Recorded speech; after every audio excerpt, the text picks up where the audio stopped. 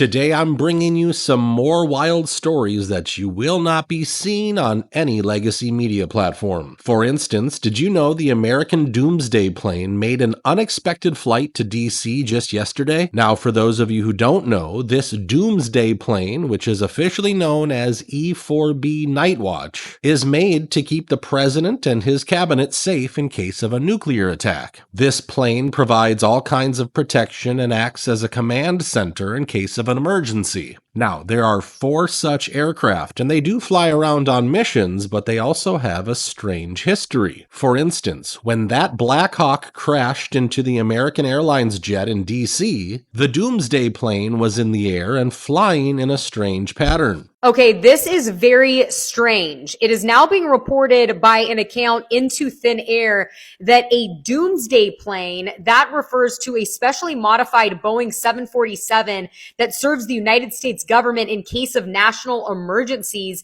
is circling the crash site of where that Black Hawk military helicopter crashed with that American Airlines commercial jet. This plane is most notably used in nuclear situations because of its survivability, EMP, that's enhanced electromagnetic pulse protection, as well as other functionality. It can also accommodate the President, Secretary of Defense, Joint Chief of Staff. And it is interesting because there are so many ambulance and rescue boats on the scene. We're talking about hundreds. So this latest flight already doesn't inspire confidence in many people. And things get even more suspicious when you find out that the plane used a never-before-seen call sign of Order 01 instead of the usual call sign Order 6. So the question is, why exactly was this plane circling DC, and why is this happening only a couple of days after the Air Force released that strange Doomsday transmission? Now, since I just mentioned a tragic plane crash, I want to bring your attention to the latest report, which pretty much confirms that this is the deadliest year in aviation history. According to this report, this year aviation incidents have already resulted in 460 deaths globally, and we're only halfway into 2025. This number is way above the 284 average annual deaths recorded in the past decade. And to be honest, we all knew this year was especially deadly for air travel because we've seen so many horrifying incidents.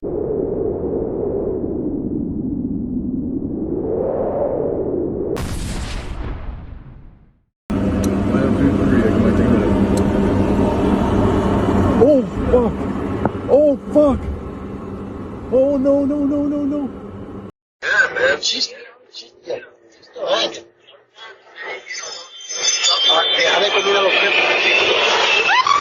However, this report just shows how many lives were lost because of all these disasters and how 2025 will likely become the bloodiest year in modern aviation history. And while we are on this subject, I've already told you how people have been blaming the wrong flap position for the Air India disaster. However, only days after that tragic crash, another Boeing 787 Dreamliner had to return to Heathrow Airport in London because the pilot reported a flap adjustment failure. Luckily, the plane landed safely, but clearly things could have gone in a much more horrific direction. And all of this is happening only weeks after Boeing was let off the hook by the DOJ. We have breaking news. We have a big update involving Boeing and the Justice Department. The DOJ has just reached a non-prosecution agreement with Boeing in connection to 2 fatal 737 MAX crashes that killed over 340 people. Under this deal, Boeing will not face criminal prosecution and the company will not be labeled a felon. They'll also avoid going to trial, which had been scheduled for next month. As part of the agreement, Boeing is required to pay or invest over $1.1 billion. That includes a $487 million criminal fine, a new $444 million fund for those affected by the crashes, and compliance investments totaling $445 million. Families of the victims have voiced frustration, saying the deal falls short of full accountability. Many were hoping for prosecution or for stronger penalties. Now, moving on, the next story I want to talk about involves millions of iPhone users. The FBI just issued a nationwide warning to over 150 million iPhone users. If you get this text, delete it immediately. It looks harmless. A toll payment alert. Something like, you missed a toll, click here to pay. But it's not real. It's part of a massive scam spreading fast, and it's called smishing. Smishing is like phishing, but through text messages. Hackers send texts that look official from your DMV, your bank, your toll authority. And once you click the link, it can install malware, steal your personal data, even track your location without you knowing. Forbes just issued a 700% surge in SMS-based attacks this year alone. And IBM confirms smishing is now one of the top ways cyber criminals are breaching smartphones. This toll scam is one of the most advanced and dangerous because it's not random. These messages are customized to look like they're from your state using real DMV names and logos. Tennessee, New York, Florida already hit. And the FBI's Internet Crime Center logged over 2,000 reports in April alone. Here's what that tells us. These aren't just scammers playing around. They're using real travel data, location profiling, even psychological engineering to get you to click. This is organized. This is strategic, and it's growing. So if you get a toll payment next, don't click anything. Don't respond. Report it and delete it. Because the next war, it's not just on your screen, it's already in your pocket.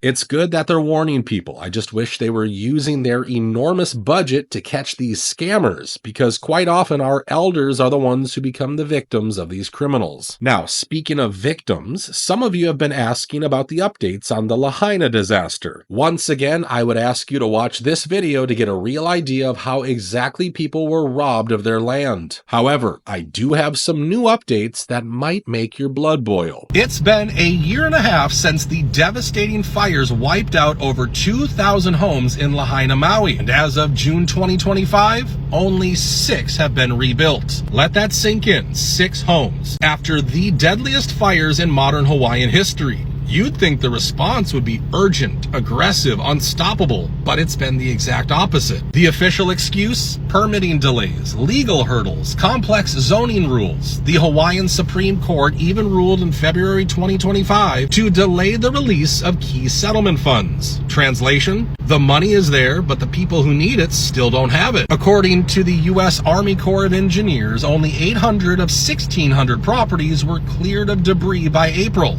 Half. In over a year. Meanwhile, families are still displaced. Businesses are gone. The land sitting empty. And here's what they won't say out loud. This isn't about lack of resources. It's about bureaucracy, inefficiency, and intentional gridlock. The National Institute of Standards and Technology confirms that in places like Hawaii, restrictive zoning and outdated permitting laws can delay rebuilding by 50 to 70%. So while the media says Maui strong, the reality is Maui stalled. This isn't what disaster recovery looks like. This is what system failure looks like. Compare that to Florida after Hurricane Ian, over 1,000 homes rebuilt in less time. Why is paradise being left to rot? Is it mismanagement or something worse? Now, we already have a really bad track record of providing aid to our own people, but what's happening in Maui is just shameful. Even after getting the $4 billion settlement, most victims haven't seen that money yet. The ones who can build are not allowed to, and on top of all this, the county already has a housing crisis. And because of this crisis, FEMA is now asking victims to pay market rent, or they're being asked to move. Folks, you gotta understand that many of these people cannot even afford to pay such high rent, and FEMA is telling them to pack up their stuff and leave within 14 days because they're being placed into short-term rentals. So my question is, how in the world can these people get their lives back on track if they don't even know where they'll be staying next week? And before anyone calls these victims lazy, don't forget that many of them have good, stable jobs. However, the rents have gone up so much that they just can't afford to pay them. West Maui residents tell me ever since the fires back in August, rentals have been getting out of hand, and it's no secret. Search the internet for places to rent out in West Maui. You can find a studio on Lower Honopi'ilani Road for up to more than $3,000 a month. So I just hope someone in the federal government will realize that these are our own people, and getting them back on their feet has to be our priority. Now, next up, I want to talk about another UFO video released by George Knapp.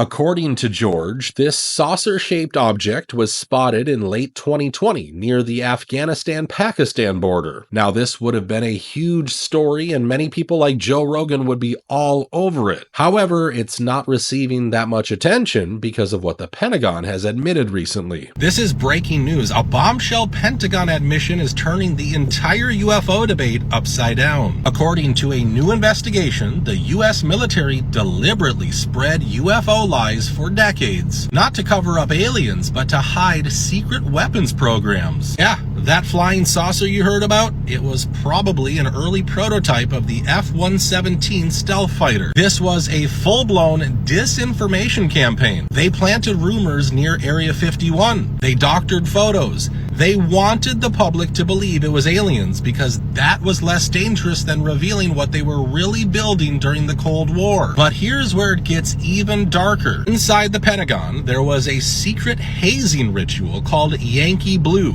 New commanders were shown fake alien aircraft and told if they ever revealed the truth, they'd be executed. This wasn't just to fool the public, it was to keep their own people in the dark. And while they were busy faking alien sightings, they were hiding nuclear vulnerability tests from the Soviets. Now here's the kicker. None of this was mentioned in the 2024 UFO report. Why? Because they didn't want to admit they were lying all along. So basically, most of these UAP videos are likely fake and generated to divert our attention. So the real question we need to ask is, what exactly are they trying to keep under the radar? Is it the Doomsday plane or something much worse? Now, finally, the last story I want to share is all about our food. Kraft Heinz just announced they'll be removing synthetic dyes from their US food products by 2027, and it's not because they suddenly care. It's because they were pressured. The move comes after mounting heat from the Make America Healthy Again initiative, backed by RFK Jr., who helped negotiate the phase-out after years of federal inaction. At the center of this, Red No. 3, a food dye linked to cancer and behavioral issues in children, according to a 2022 FDA petition and multiple animal studies. The FDA admitted the concerns, but under the Biden administration, synthetic dyes were still given a